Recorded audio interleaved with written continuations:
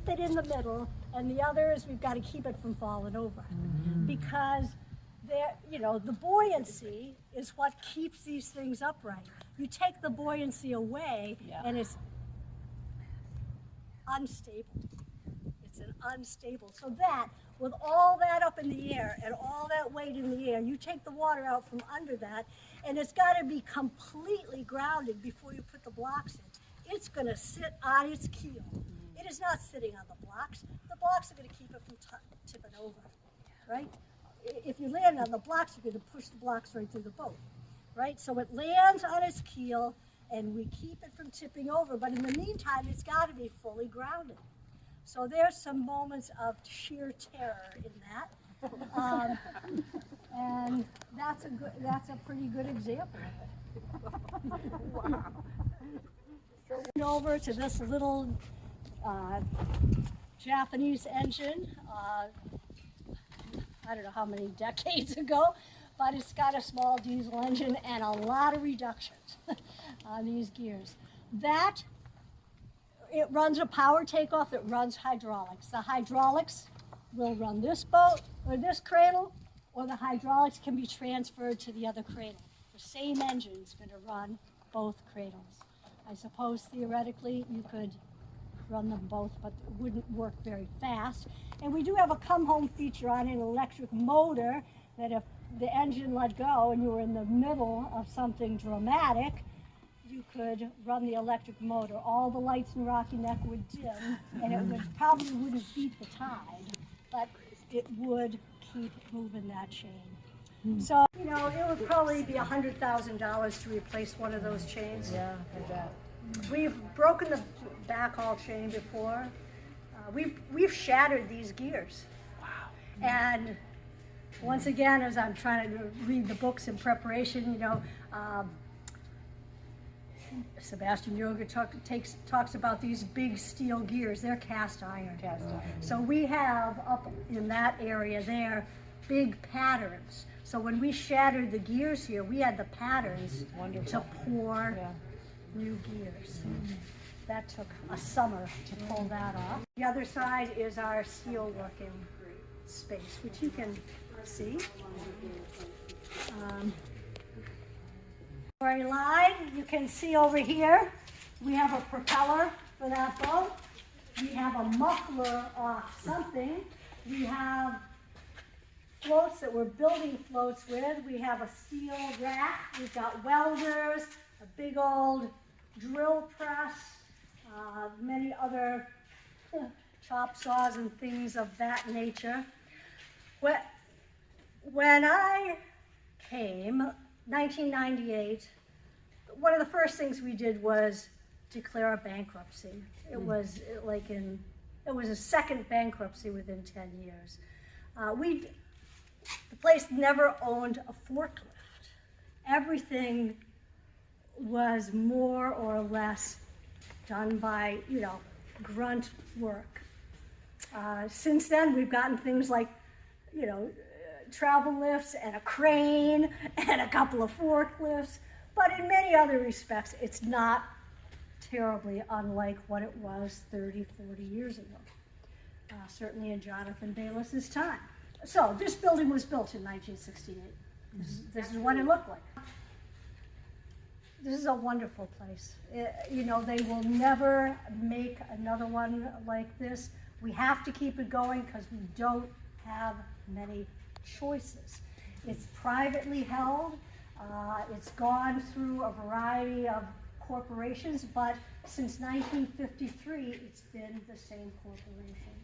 So 5 fishing families, with all that portends in Sicily, got together and started at the railways in Overtown and bought this, I think, in the early 60s. So right about the time he came. Now, it was operating as is before this corporation took this property, so you probably wouldn't have known the difference. Russell Grinnell, does that name mean anything to you? Grinnell Sprinklers. He was killed out on the North Pier on a barge with a crane hauling up a piling to drive his own piles. Pile slipped, came through the cab and killed him. Because of the designated port area and the environmental cap, for those two reasons, it can't be developed in the way most developers would be very interested in developing this property. So it's got to stay commercial marine. Now, Hinckley came in. They were looking to see if they could make a Hinckley yacht facility here. Could be that. It cannot be a public marina. Oh. You know, it's a commercial maritime designated port area. And it was bankrupt in 1998, and my suggestion to the people who are owning it is, if you want to get it out of the DPA, stop doing what you're doing. Because this is exactly what the DPA is designed to protect, right? So as long as you keep doing this, we got to keep doing this.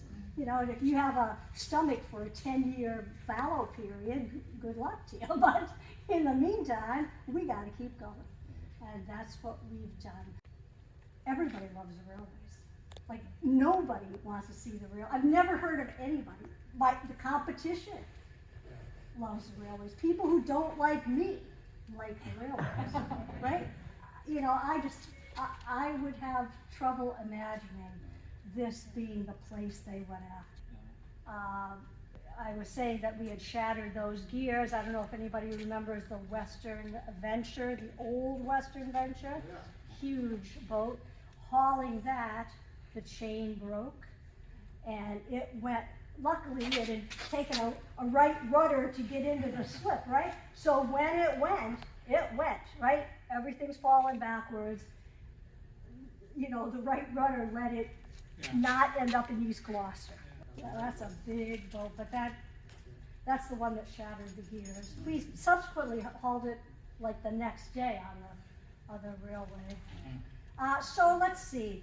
A lot of times we'll haul a boat and, you know, like the cruise, you know, like it's 90% up and people are going to get their snacks and they're talking to their buddies. They're like, it's not over till it's over. So one time I remember, you know, we go for the night. We're done, right? Boat's out, finished. Come back the next day, and I learned a term called point loading. It was a kind of a crew boat from the south that had a lot out of the water without a keel aft. And so while it wasn't that heavy, too much weight was on a couple of bearers, right?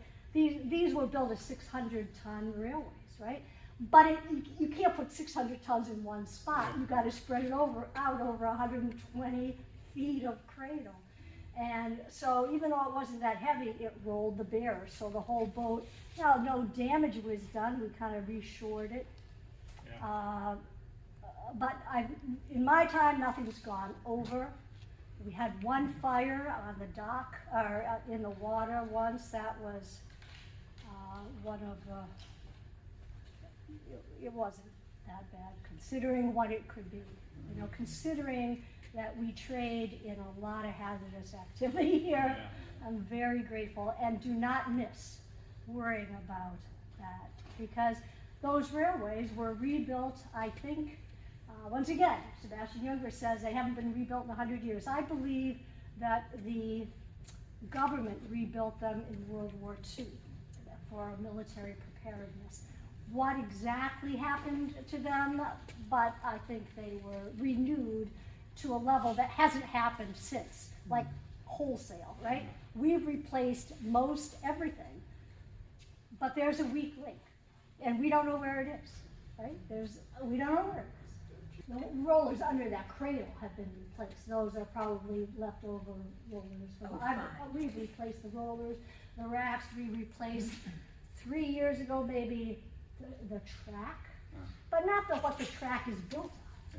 Like there's piles driven into the harbor floor on which there are caps and stringers like a dock, and then you have you know, the rails, and you know, it's all kind of in motion.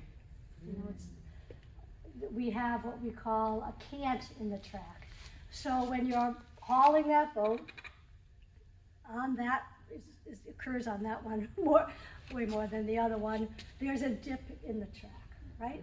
So you can have it lined up, you know, like this, ready to go, roll it on up. And at some point it does this, right? And you gotta believe it's gonna come back, and it does if you're in that right place. If you're not in that right place and you think that's okay, then it comes up a little further and it's like this. So, you know, it's not a perfect system. You wouldn't, you know, they have, you know, in the state of Massachusetts and Maine, they have travel lifts that'll haul that boat, you know, with 2 people. You know, Belfast, Front Street Shipyard, Phineas Sprague's Portland Shipyard, Fairhaven Shipyard.